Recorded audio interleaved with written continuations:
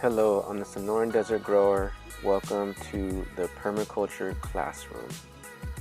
Today we're going to be talking about permaculture theory in the Sonoran Desert, and specifically food forest theory and how it applies here in the Sonoran Desert. We're going to go into it more in depth here, and we're going to cover things that I wasn't able to cover in the article. The first thing I want to talk about is the economics of permaculture, specifically how class and race play into it.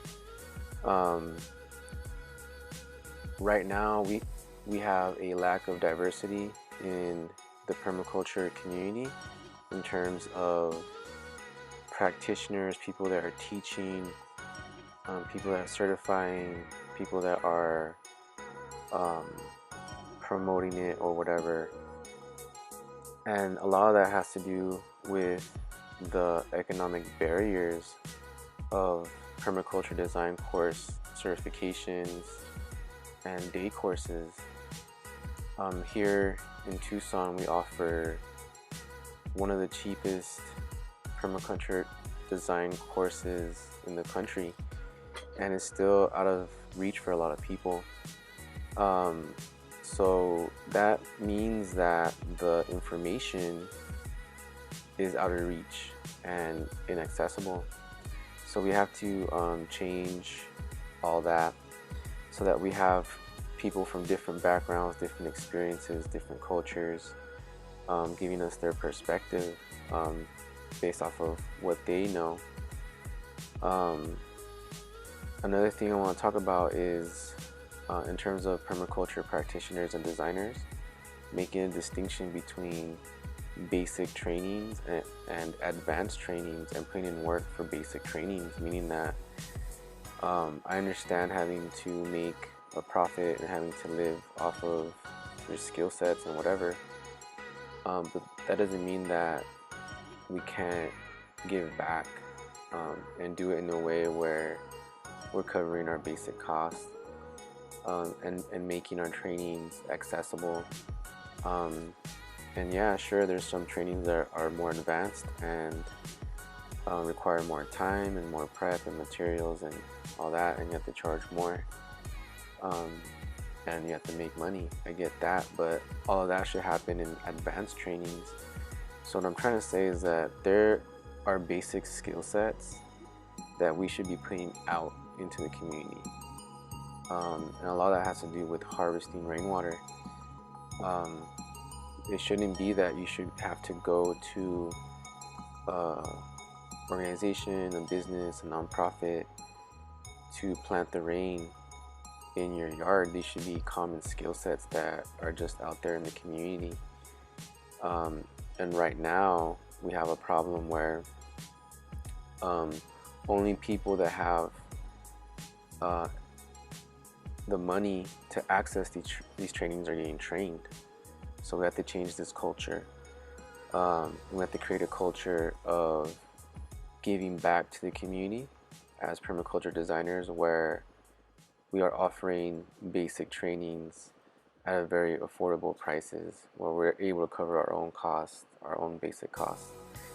And yeah, it's fine if you have advanced skills and you have advanced trainings and you want to charge for that. That's totally cool, right? But as long as we're giving out that basic permaculture theory and skills, because it's not about a small group of people knowing how to do this stuff, it's about everybody having access to this information. Why is permaculture different?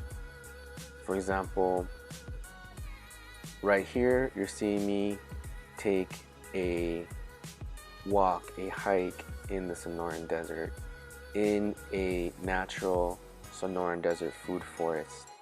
And I do this often. This happens to be a Ironwood food forest. And I go and I observe, and I learn from the desert. So that is why permaculture is different. This is our classroom right here. This is how I learn, right? We go and we study where things are thriving, and we learn from that and we try to replicate that.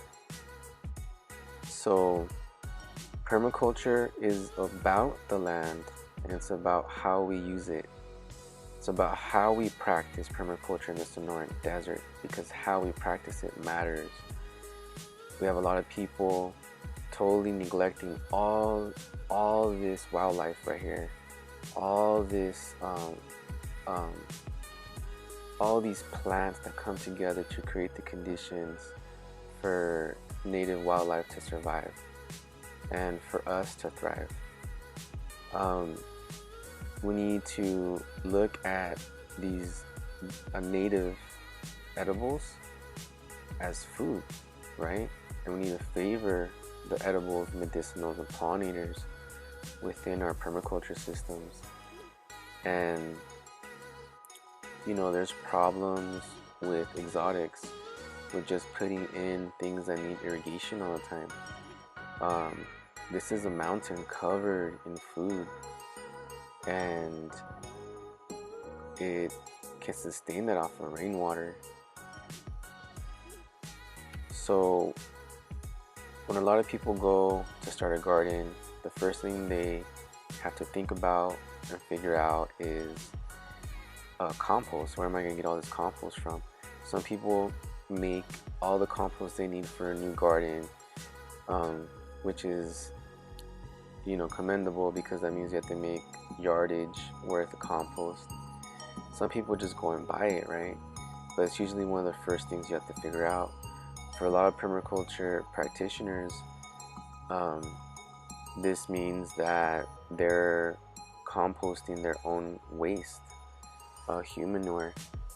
So again, it comes back to the land and how we use it. And permaculture is not necessarily just a gardening method. It's a way of life, right? Because most other gardeners would just go and buy compost. Some might even get down and make their own compost, getting coffee grounds and even trucking in compost, going through great pains to bring compost on site, raw manure from other animals. People go through great lengths and bring raw manure from other animals on site.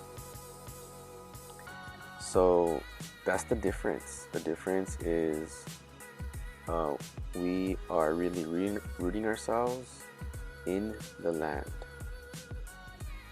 Okay, so now let's talk about this food forest theory. The reason I wanted to record this hike and do it this way is because one of the key things we need to do is observe the land around us. And this mountain happens to be right near my house. So this is the native Sonoran Desert right by my house. So I come out here and I ask myself, what's thriving and why are they thriving? And you'll see that I'll stop, you know. I like to take video and just take footage of the Sonoran Desert and just kind of like stop where I see something thriving. Then I ask myself, why? You know, why is that thriving? And then I try to think about how can we replicate that in an urban landscape, right? We're trying to replicate the ecosystem that we're a part of, and this happens to be the particular part of the Sonoran Desert that I live in. So this is what I can do in my yard, right?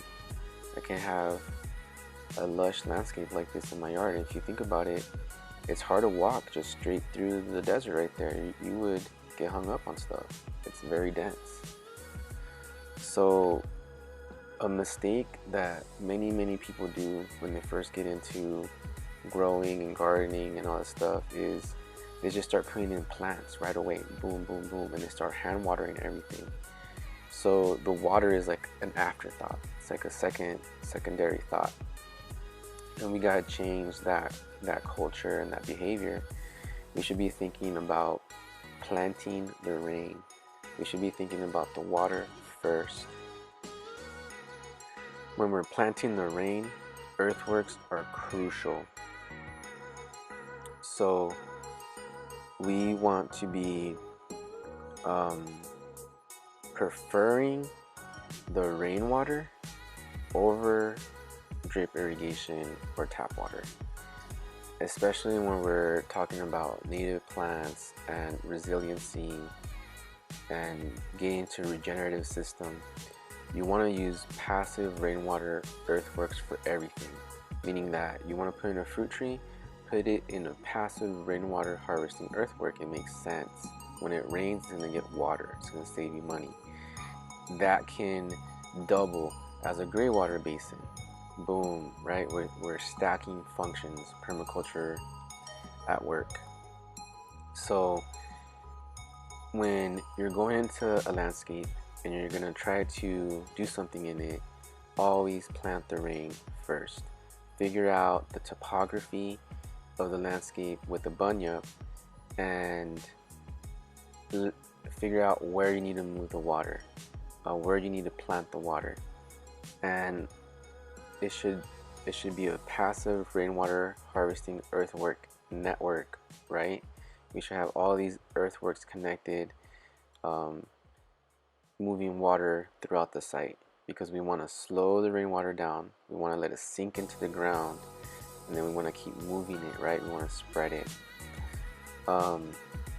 Drip irrigation is absolutely necessary when it comes to vegetable gardens, like annual gardens, because it's just so hot, especially in June, July, and August, and traditionally people would wait until the wet season, until the monsoon rains to plant. So we don't want to put our trees on drip irrigation, our native stuff on drip irrigation, because it's not going to grow right, and it's not going to give us that regenerative system. All these plants right here are growing on rainwater. Look at this stuff, it's dense, right? The trees are small because they're not pruned, and there's a lot of stuff in between them, right? But in an urban landscape with impervious surfaces like concrete that we're harvesting rainwater from, we can actually give our trees a lot of water, a lot of rainwater, and they will take off and produce food for us. The bean trees are a crucial first step, and this is a tall tree layer in the food forest system. The three trees we need to think about for us in the Sonoran Desert are the mesquite, aloe verde, and ironwood. These are leguminous nitrogen fixers. They're going to be drawing in minerals, bringing them up to the top of through their flowers and beans, and we can eat them, right? And we can make fertilizers out of them. The leaf drop changes the soil structure. They provide a canopy. Their prunings, we can prune them and put their prunings back into the basin and build the fungus that way too. So they're key. They're going to provide shade. You can grow other perennials under them. You can have worm bins under them, all kinds of stuff. So you need mesquites, you need palo verdes, you need ironwoods, and these are all edible trees that can survive on rainwater. And this is real food, right? Okay. So now let's talk about thriving on rainwater. Real food with minimal labor. Out here in this wild landscape right here, we have tons of fruit trees. All these saguaros are full of fruit. There's tons of ironwoods here, and there's palo verdes. There's all kinds of food here. The onset is seasonal, right? Everything comes in at a different time, so you can plan for it. We don't want to overlook native edibles. So now we're going to talk about the small tree layer And for us in the Sonoran Desert, this would include like tall growing bushes. I kind of keep this one to about 15 feet max. I like to use the Mexican elderberry. It's a higher water use plant, but it does really well here. You can use the flowers to make medicine, and you can also make medicine or syrup with the berries. The acacia is really good for wildlife. They don't grow very tall. You can put them under power lines and things like that. It brings in doves and all kinds of different birds. The wolfberry is delicious. I like dehydrating them. It needs more water than other plants, and they can get pretty big. The desert hackberry bush is also good for wildlife. There's a desert hackberry tree that gets pretty big, but I'm talking about the bush for the small tree layer. Okay, so now let's talk about the shrub layer.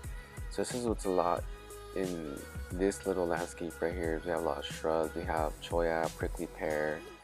Another one that would do good is pitaya, or the what do they call it? Peruvian apple cactus, the barrel cactus. The shrub layer really brings in birds, and we can harvest these birds, the doves and the quail. These birds also bring in seeds to our land, and they plant them, so it's very critical layer to have shrubs. The bean trees also do the same thing, and you can get the same thing going on if you have a lot of acacias. But it's really important to bring birds onto your landscape, because they're going to bring in different genetics that we don't have, especially if you have well mulched earthworks. They're going to be dropping seed bombs everywhere. That's how we get a lot of our medicinals. And then we have the herbaceous layer. This is the pollinator sustaining layer. So this would be like wild mallow, chia, lamb's quarter, amaranth, devil's claw, wassontli, mustard greens, dandelions. And again, the birds bring these in. The key is to have well mulched earthworks, and that they'll take the bird droppings and they'll start growing these plants for you. Another layer, the ground cover, real similar. Purslane, deerweed, Mexican oregano, ground cherries, which are wild tomatillos. A lot of times these things just show up with bird droppings. So earthworks are crucial, they're critical. It's the first thing we should be thinking about, is planting the rain, even if you do a garden. And we have the root layer. Huereque is a plant, it's a root and a vine that only grows in the Sonoran Desert. It's a medicinal plant, and it's a traditional root vine. Desert rhubarb would be another traditional root. The cholla root can be used medicinally as well. The yucca root can be used in gardening applications. So when I look at the root layer, I look at roots that can be of some kind of use for me, and I try to put them in my system. And that brings us to the vines. So in the vining layer, we have an Arizona grape, aka canyon grape, and it's a grape. It's a small grape. It has a seed. People harvest them from the wild by cutting, and they propagate them, and they grow grapes, heirloom Sonoran Desert grapes. Another vine is the huereque, as mentioned before. There's also the Tumamok globeberry. There are different milkweeds, and this is another pollinator sustaining layer. It's important to have vines, and these are vines that can survive off of rainwater. You have to have the earthworks to sustain that plant, right? So it's always about planting the rain first. And that brings us to growing natives for production. Wild heirloom heritage foods And for example, mesquite flower, palo verde flower, palo verde seeds, ironwood seeds, choya buds, prickly pear fruit, saguaro fruit. If you have a lot of land, you can grow this stuff on production just using rainwater. For example, in this video, right here, I'll put snippets of plants that are just thriving and producing all kinds of food in this little hike. I'll show some saguaro fruit that's just super ripe and ready to harvest. We'll look at an ironwood that's producing seeds. They're in the green phase right now, but they'll harden up and be ready to eat in a couple weeks. The benefit of producing through natives is you get a reliable food crop just on rainwater, and it's seasonal. You can plan for it. You can, you know, be ready for it. And if nothing else, you'll have this. You know what I'm saying? If the Mongols don't make it, if they don't cut it for whatever reason, say that there's a freeze all of a sudden, you know, these native plants are going to still be around doing their thing. And that's the other critique I have of the permaculture movement in Arizona and the Sonoran Desert. A lot of it has been focused on growing these exotic plants, and where is the love for the most diverse desert in the world, right? We live in the most diverse desert in the world. We have over 500 edible plants here and a bunch of medicine, a bunch of pollinators. Why not learn these relationships that already exist here and tap into it and thrive in this place with the resources that we have? When I look at all these saguaros, it's just amazing. It's like a fruit tree orchard here, just full and full of fruit. And I happen to make it out, you know, during the season. It's just full of fruit everywhere. And this was all produced just off of rainwater. And these are tall cactuses, you know. So it can be done. It can be done. And I want to challenge people to think about food in a different way here, and what food is, and have this kind of relationship with the desert and their land. So I hope I've given you food for thought here. Closing remarks. The desert is beautiful. There is so much to it. Don't put in grass. Don't put in exotic trees from other places. Think about what is around you. Go out on a hike, you know, near a wild area near you, and see what is thriving there. And maybe landscape your yard in accordance with nature and what thrives, you know. Plant some saguaros and maybe you'll have some huge fruit trees that your grandchildren can enjoy, you know what I mean? But let's think about what food is in a different way, and let's think about our relationship to the desert in a more deeper way. I hope you enjoyed this little permaculture classroom mini workshop.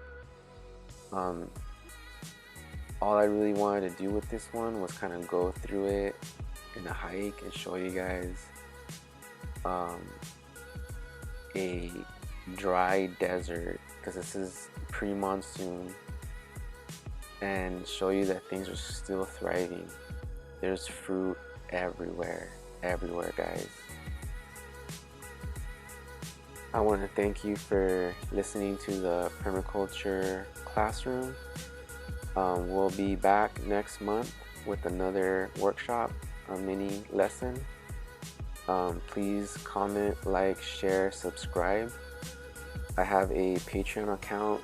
It is www.patreon.com, the Sonoran Desert Grower, if you would like to support this channel financially. Thank you. Have an awesome day.